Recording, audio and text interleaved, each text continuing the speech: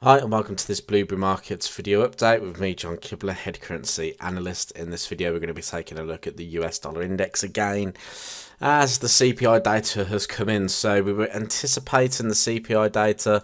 We did say this week it would be a big mover for the markets because this will determine what the Fed are going to do in their next meeting. Basically what the decision was, are the Fed going to slow the pace of tightening, or were they going to remain aggressive, and were they going to have to hike rates by more? So what we were looking to see is if the CPI and the core CPI data was to come in slower or lower, then we would see the Fed slow in the December meeting, which is upcoming. So it looks to be that now we are going to probably see the Federal Reserve slow down the pace in which they tighten, very similar to what other central banks have been doing most recently. And the fact that we've started to see the inflation rate come down, not just over the normal CPI but core CPI as well, is suggesting that it's coming in lower at 0.3%. It's a big sign that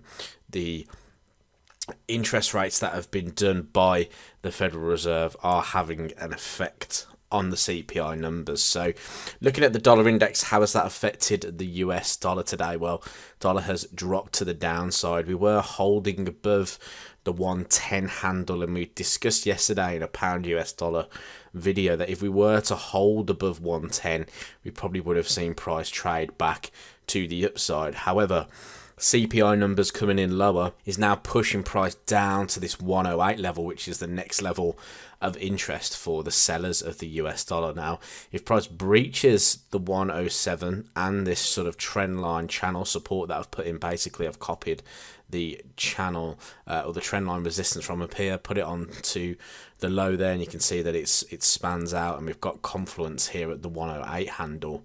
If price trades below the 108, the next area of interest is going to be the 105, which are these previous areas of resistance and support. So how can we look at this now? Well, if price is going to start pushing to the downside, if we go to lower time frames, you want to be looking for your pullback opportunities. So we can see here price pushing to the downside, making that new low on the 4-hour time frame.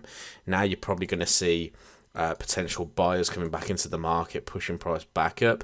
But now we'll probably see that 110 handle hold, but hold as a resistance instead of being used as support now. So I would probably expect some kind of pullback to the news move.